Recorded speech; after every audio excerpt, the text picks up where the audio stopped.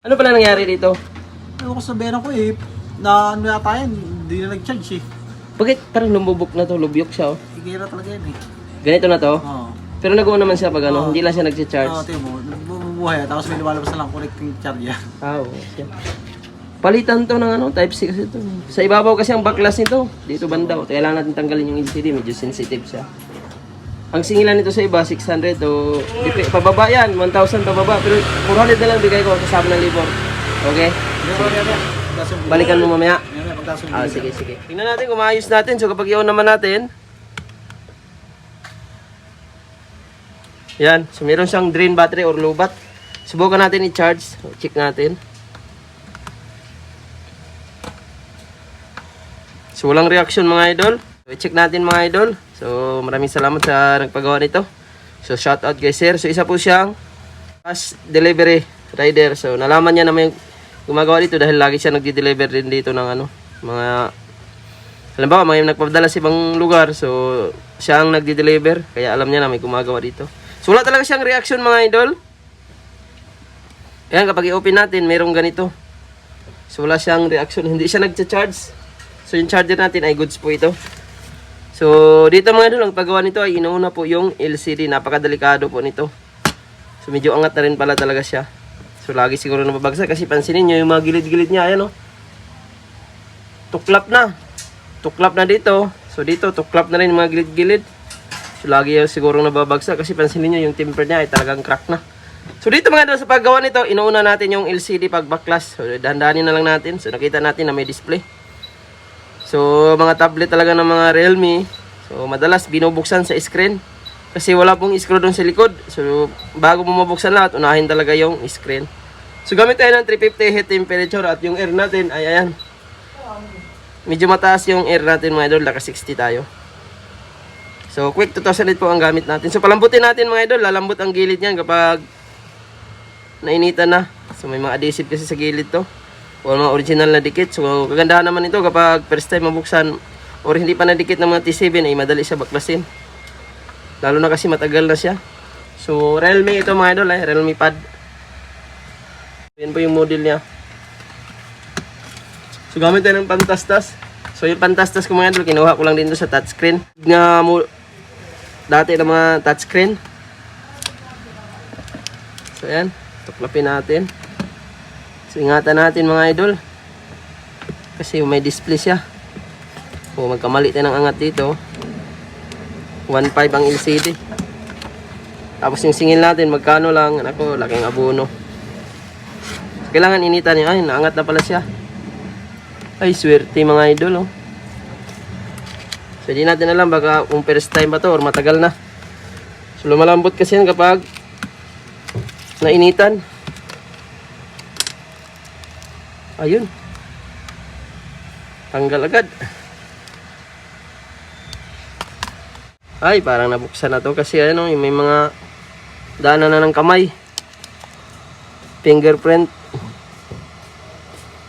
So, tingnan natin anong nagawa. Ah, hindi pa nabuksan kasi nandito pa yung sticker, oh. So, ngayon pa lang to mga idol. So, alam naman natin na yun lang ang tama mga idol. So, hindi na natin tanggalin dito sa taas kasi lubat naman na siya. Dito lang tayo sa baba maggalaw. So, tanggalin natin yung screw at tignan natin mamaya kung palitan na or hindi pa.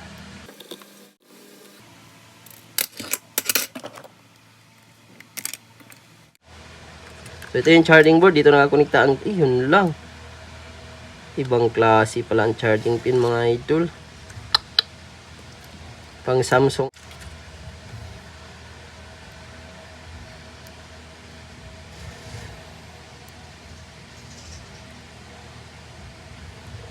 So hindi naman siya pingas. Baka makuha pa natin sa repair to. I-repair na lang natin. Ayun, nangitim na kasi yung ilalim niya mga idol. Subukan natin i-repair. So wala tayong pamalit. So marami tayong charging pin dito pero kakaiba ito. So ang kapares nito Samsung A20s. So ito yung mga charging pin natin. So may mga type C din tayo mga idol. Ayun oh. Sana ganito yun oh. Pang Infinix stick no. So 50 pesos pa naman in order ko nito sa online oh.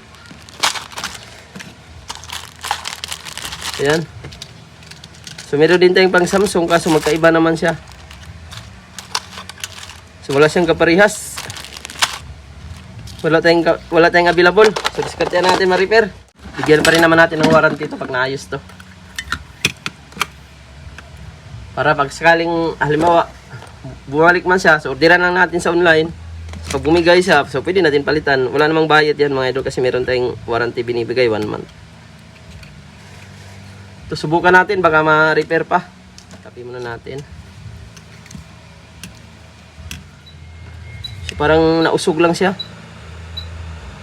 Parang yung mga linya niya.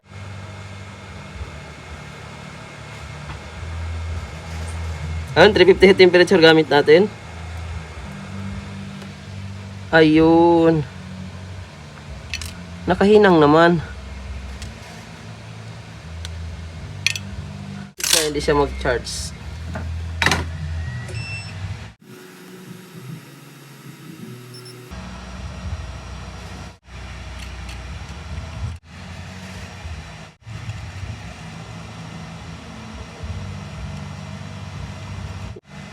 So meron na siyang mga paa.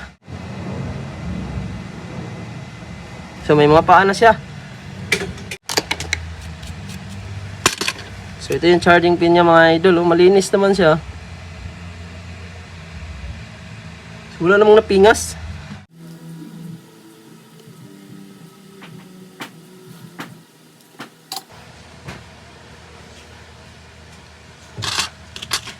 So mahirap talaga pag mga Type-C. Maraming kaparehas mga idol. Iba-iba sila ng pin.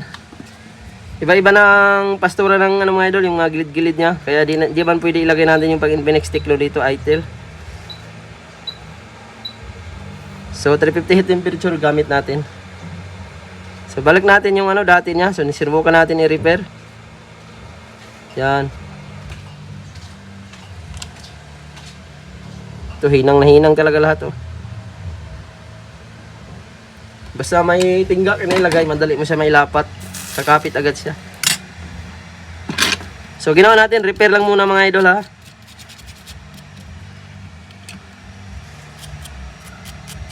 Ayun oh, ganda pa naman ang ano niya oh.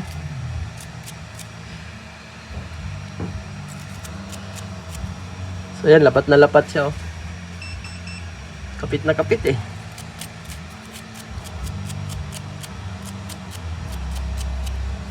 Sayang, original na charging pin pa to.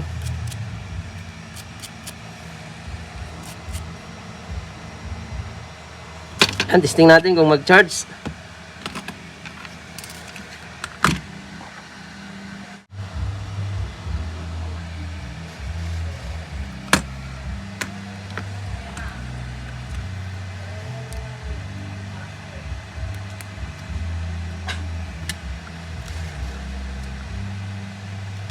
So, balik natin itong antena. Importante ito mga idol ha. Kasi kung lagyan na ito ng SIM card, may signal. So, kung hindi mo ito ilagay, wala siyang signal. Kasi with SIM pala itong ano na to. Tablet.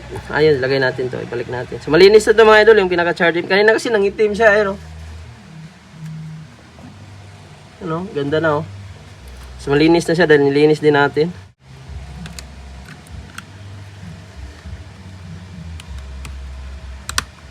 So, balik natin to, speaker. Ang daming dumi oh.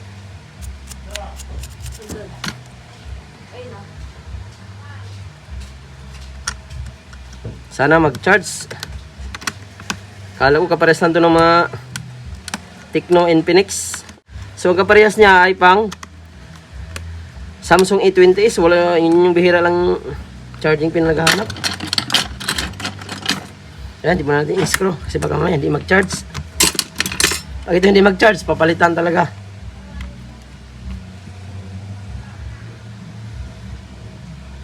Yun, wala pa rin. Testiran na natin yung linya. Baka grounded ang linya nito. O baka umangat dito. Subukan natin idiin. Ayun! Dito lang pala ang problema mga idol. Bagsak siguro to. Ayun o, nag-charge na o. Ayun, sa charging flex pala. So umangat siguro to mga idol, kaya nung dininan ko, nag-charge na siya. Kasi kita na, charging pin, walang pingas. So pwedeng nabagsak to mga idol, oh. Ito, umangat siya. Umangat yung connection dito. Balik natin ng maayos. Yan, mag-apply tayo ng ano. Kita natin, hindi siya nag-charge nung na-repair natin. Yun, nung diniin ko dito, nag-charge. So, ibig sabihin, lost connection yung taas. Kaya pala, kasi wala naman natin nakitang may pingas yung ano, charging pin niya. Madalas kasi kapag sira ang charging pin, may pingas. So, at least, nagawan pa rin natin ng paraan. Lost connection lang pala dito. Kaya pala, wala siyang reaction.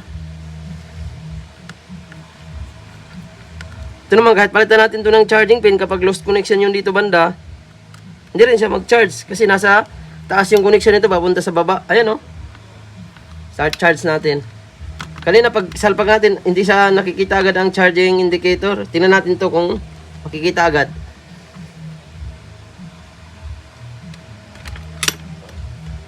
Ayan, oh. Kita agad, oh. Kanina, ang tagal lumabas, eh. Nung hindi ko pa dininan yung taas, hindi siya lalabas. So, ibig sabihin mga idol, lost connection ang flex, wala sa charging pin pala. At least, nakuha din natin yung idea. Nagawa pa rin natin naman ng paraan. So, hindi na natin tinignan yung taas kasi hindi naman natin nakalain, nasira yun. So, nandito lang pala. So, sarado na natin at tingnan natin kung magkarga. At least, sadali din natin. So, malinis kasi ang charging pin mga idol, walang pingas. Kaya di na natin pwedeng palitan. So, yun naman, kahit palitan natin, kapag lost connection ang taas, wala rin, hindi rin siya nag-charge. Kasi nasa taas ang walang linya. Lost connection. Kasi bago dito muna siya dadaan. Kasi nandito yung motherboard, papunta sa baba yung flex ito. So kapag lost dito, wala ring connection dito sa baba. So disalign lang siya mga idol. Pero ginawa pa rin naman natin yung charging, nilinis natin at ginandahan natin paglagay mga idol para magtagal din ang pinaka-pin.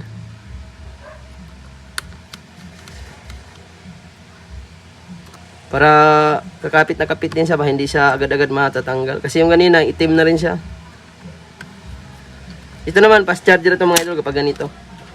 So yan, nilagay natin ang tapal pala ito mga idol kasi minsan kapag nababagsak yan, so kita naman natin, lagi siguro itong nababagsak kasi yung mga gilid-gilid niya, oh. Pingas. Pingas. Pingas din dito. Pingas din dito. Ayan, 0% pa. So ito yung charger naman natin, hindi naman ito original. So, nakakonekta lang yan sa schematic. So, yan. Solve na natin mga idol. So, tingnan natin. Idikit na lang natin. At tingnan natin kung magkarga mamaya. So, wala pala sa charging pin ang tama. So, nandito pala sa taas. Sa flex.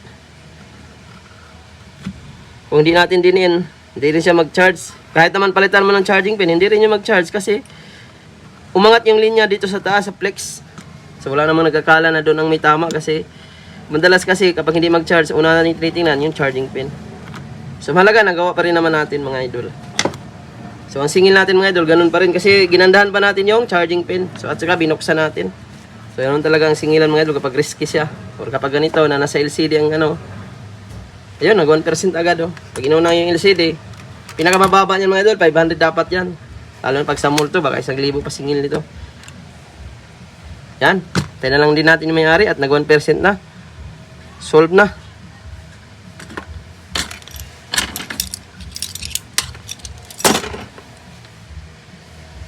Saka maganda pa yung charging pin talaga niya. Nakita natin na buong buo pa. Original pa rin siya. Walang katama-tama.